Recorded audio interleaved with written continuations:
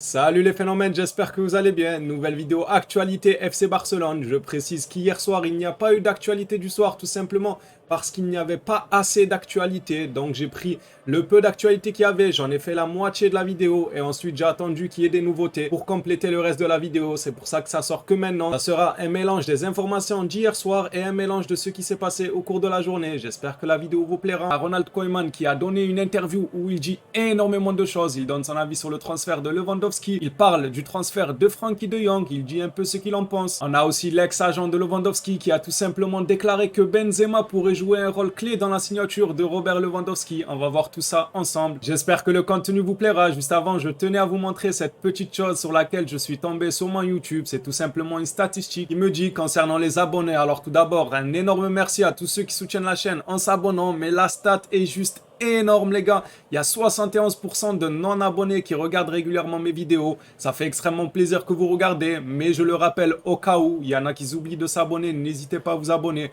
s'il y en a qui s'abonnent pas parce qu'ils ne le veulent pas ou bien que le contenu ne leur plaît pas, je peux le comprendre, faites comme bon vous semble, mais ceux qui l'ont oublié, voilà, c'est toujours bon de le rappeler, 71% c'est juste énorme, bienvenue aux nouveaux abonnés, merci à ceux qui soutiennent la chaîne régulièrement, je vous dérange pas plus longtemps et je vous laisse avec la vidéo, on commence avec une information sur Mingueza qui fait quand même plaisir, je vais vous expliquer pourquoi. On sait maintenant combien le Barça souhaite en tirer, mais aussi que le joueur est confiant quant à un départ, et c'est ça qui me fait plaisir.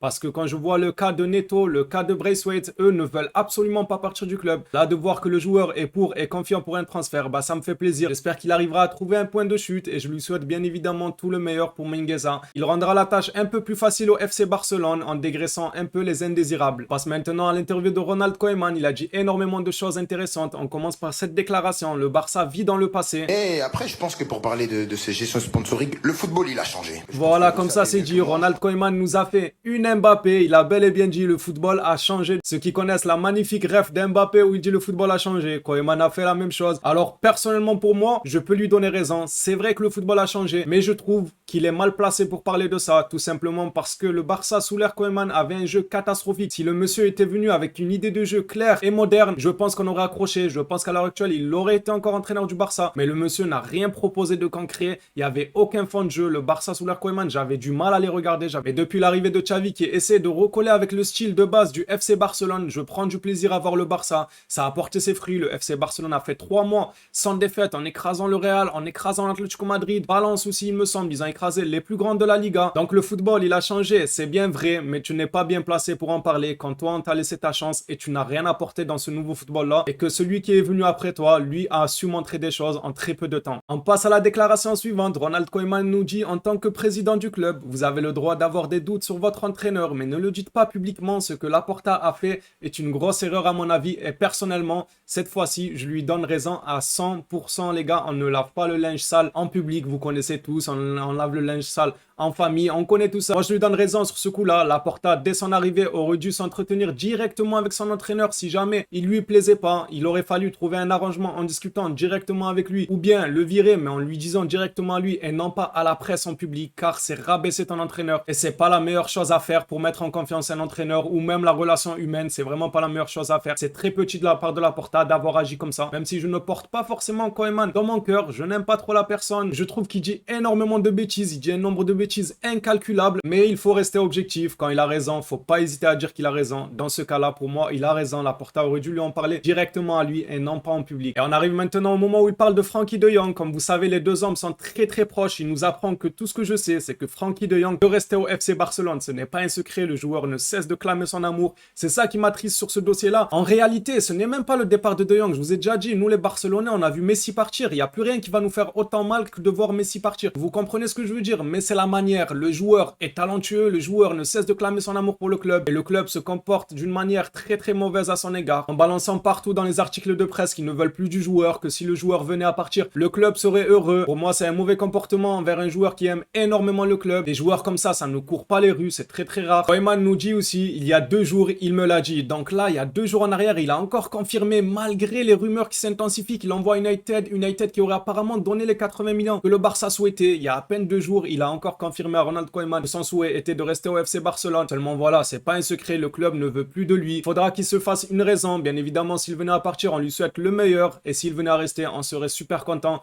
en espérant que Xavi l'utilise à son poste préférentiel. Je le répète encore une fois, car des fois dans les commentaires, il y en a, ils passent, ils voient que quelques passages, ils se permettent de dire des jugements sans comprendre vraiment comment la personne, elle pense. Moi, personnellement, Frenkie de Jong, s'il venait à rester au Barça, je veux qu'il soit utilisé dans une position où il est à l'aise. Je ne veux pas garder Frenkie de Jong pour le jouer dans un poste où il sera bridé, où il sera à 70% de sa capacité. C'est pas bien et pour le joueur et pour le club. Dans ces cas-là, je suis pour un départ de Jong et une arrivée de Bernardo Silva pour le remplacer en numéro 8, ça serait exceptionnel. Mais n'oublions pas que Frenkie de Jong, il y a encore quelques semaines, en match avec la sélection, il nous a dit quel poste il préférait jouer, comment il aimerait être utilisé. Si le Barça n'est pas prêt à le faire jouer à un poste où il sera à 100% de ses capacités, autant prendre un Bernardo Silva qui lui est super à l'aise au poste de numéro 8. Ça fait de la peine pour Frenkie de Jong, mais comme je vous ai dit, c'est un terrain d'entente qui arrange tout le monde, et le joueur, et le club, et les supporters, parce que moi personnellement, ça me fait de la peine d'avoir un talent comme ça et de le forcer à jouer à un poste qui n'est pas le sien. On verra ce qu'il se passe sur ces prochains jours. S'il venait à rester et que Xavi décide de l'utiliser à son meilleur poste, j'ai hâte de voir ça et je serai super content. Je vous ai dit en début de vidéo que Ronald Koeman a donné aussi son avis sur Lewandowski. Il nous dit tout simplement: Lewandowski est un grand joueur et un buteur régulier, très très régulier même je dirais.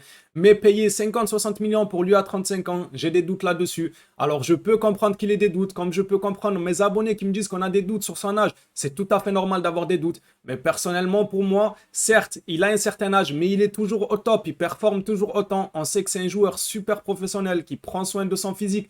Donc ça atténue un peu les doutes. Et puis le Barça de son côté doit revenir compétitif le plus rapidement possible et n'a pas le temps d'aller chercher une pépite ou de trouver qu'une nouvelle pépite apparaît de 19-20 ans. On n'a pas le temps pour ça. On doit prendre un joueur qui est déjà confirmé, qui a déjà les épaules pour pousser le FC Barcelone vers le haut au moins pendant 2 à 3 saisons. Et ensuite, d'ici là, le Barça, je pense qu'ils auront eu largement le temps pour dénicher une petite pépite ou voir quelqu'un de la Masia qui monterait au poste de numéro 9. Pourquoi pas, on ne sait jamais. Je tenais aussi à vous partager cette petite image de Pedri qui découvre le nouveau maillot du FC Barcelone et qui nous dit: je ne m'attendais pas du tout à ça, mais j'adore. En plus, cette couleur signifie qu'une époque dorée arrive. Même lui, il est conscient. Une époque dorée arrive au FC Barcelone. Moi aussi, j'aime beaucoup le maillot. Je sais pas quels sont vos goûts. Moi, j'aime beaucoup. Dites-moi dans les commentaires si vous validez. On apprend des nouvelles sur Deco et Rafinha. On le sait que Deco avait promis son joueur au FC Barcelone. Dans ce communiqué, on nous apprend tout simplement que Deco disait au Barça que Rafinha pouvait signer pour la somme de 35 millions au Barça. Arsenal a proposé beaucoup plus quelques semaines après. Leeds a donc exigé plus d'argent. Alors voilà, faut pas être extrêmement intelligent pour comprendre ce que je vous ai dit il y a déjà quelques semaines en vidéo, que quand il y a plusieurs clubs qui se mettent sur un même joueur, c'est jamais bon signe. Les prix augmenteront. Regardez la preuve. Le joueur Deco l'avait promis à 35 millions au Barça. Finalement, Arsenal est rentré dans la course. Ils ont surenchéri et surenchère sur surenchère. Maintenant, son prix, il a 70-75 millions. Je trouve ça beaucoup trop cher quand on voit un Mohamed Salah du côté de Liverpool qui est évalué à 75 millions. Si je devais choisir entre les deux, ça serait sans hésiter que j'irais vers Mohamed Salah. Et ce, malgré son âge, car il n'a que 30 ans. Et je dis bien que 30 ans, car pour moi, avec le football moderne, la préparation physique, nutrition, tout ce qui entoure un peu le monde professionnel du football, ça a beaucoup évolué, ce qui permet aux joueurs de jouer beaucoup plus longtemps. Mohamed Salah a facilement encore 4-5 années au minimum au haut niveau. C'est un joueur déjà confirmé, qui a confirmé dans le plus grand championnat du monde. Son talent à Mohamed Salah n'est plus à prouver, malgré son âge. Je reviens un peu à ce que j'ai dit sur Lewandowski. 30 ans, il peut te faire 5 saisons, et 5 saisons, tu as largement le temps de trouver un nouveau prodige au poste d'attaquant droit, soit quelqu'un qui monterait de la Masia, ou bien tout simplement quelqu'un du Brésil ou autre, mais voilà, ils auront suffisamment de temps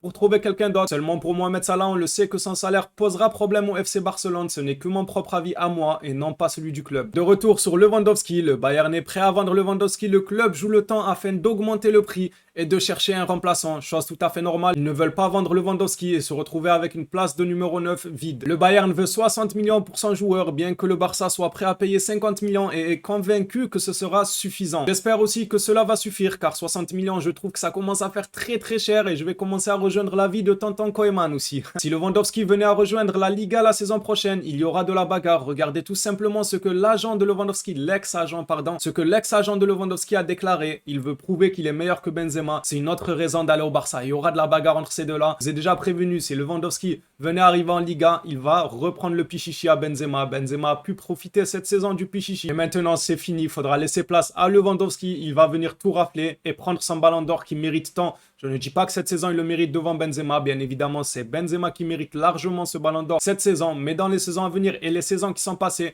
Lewandowski aurait mérité son petit ballon d'or. Et puis ça, c'est l'information du soir qui m'a un peu déçu. Alors déçu, pas parce que c'est solaire, pas pour le joueur en lui-même. Mais regardez, tout simplement, le Barça a conclu un accord avec Valère Valence pour Carlos Soler. Sa signature dépendra du dossier de Frenkie de Jong. De base, c'était Bernardo Silva qui dépendait de Frenkie de Jong. De base, celui qui devait prendre la place à Frenkie de Jong, c'était Bernardo Silva. Et je me disais, en cas de départ de Frenkie de Jong, on pourra se consoler avec un Bernardo Silva qui est excellent. Puis Frenkie de Jong, on l'utilisait à 70% de ses capacités. Là, en l'occurrence, on aura un joueur comme Bernardo Silva qui a prouvé des années au haut niveau du côté de City, qui lui sera à 100% à son poste. Et voilà, quand j'ai vu cette information-là, je suis tombé de haut. Qu'est-ce que ça veut dire? Ça veut dire si De Jong part, c'est Soler qui vient.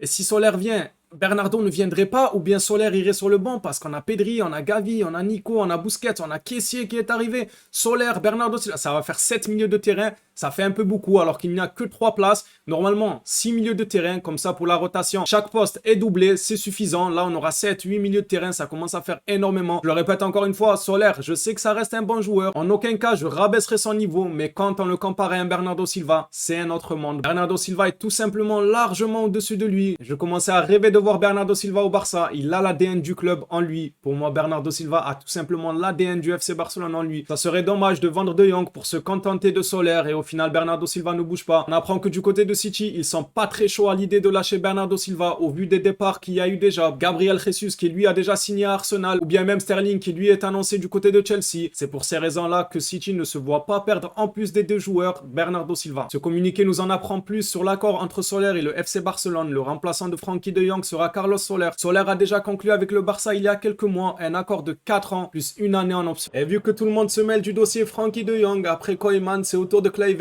de nous dire j'espère que le club gardera Frenkie de Jong, c'est un joueur incroyable, le vendre rapporterait beaucoup d'argent, c'est vrai en effet, mais il faut tenir compte d'autres facteurs. On apprend aussi des choses sur la réunion entre Xavi et Alemany. Pour moi c'est une mauvaise nouvelle, vous le savez que je suis de base ultra confiant et quand je vois des choses comme ça, je vous mens pas que j'ai tendance à douter un peu. On apprend tout simplement après sa rencontre avec Alemany, Xavi a quitté la rencontre triste et était déçu et anxieux. La situation actuelle est difficile et la pré-saison commencera avec une équipe différente de ce qu'il avait envisagé. Comme on le sait, il avait envisagé Bernardo Silva par exemple, il avait envisagé Koundé ou bien Koulibaly, Robert Lewandowski. Donc qu'est-ce qu'elle veut dire cette information? Tout simplement que Xavi commencera avec une équipe différente de ce que lui aurait voulu. C'est déjà un problème. J'espère que le communiqué est futile et ce n'est pas une information à 100% vraie. J'espère vraiment. Comme vous le savez, toujours à prendre avec des pincettes les informations de la presse. Mais ça fait quand même un peu douter ce genre d'informations. Merci à tous ceux qui ont suivi la vidéo jusqu'ici. La vidéo prend fin. Un énorme merci pour votre soutien et on se dit à ce soir pour une nouvelle vidéo actu FC Barcelone ou bien au cours de l'après-midi si les nouvelles le permettent. Vous connaissez la chanson les gars. Donc il y a des nouveautés, des nouveaux communiqués, je vous les partage directement et s'il n'y en a pas, si vous ne voyez pas de vidéo, c'est qu'il n'y a pas tant que ça de nouveautés. D'ici là, surtout, prenez soin de vous les phénomènes.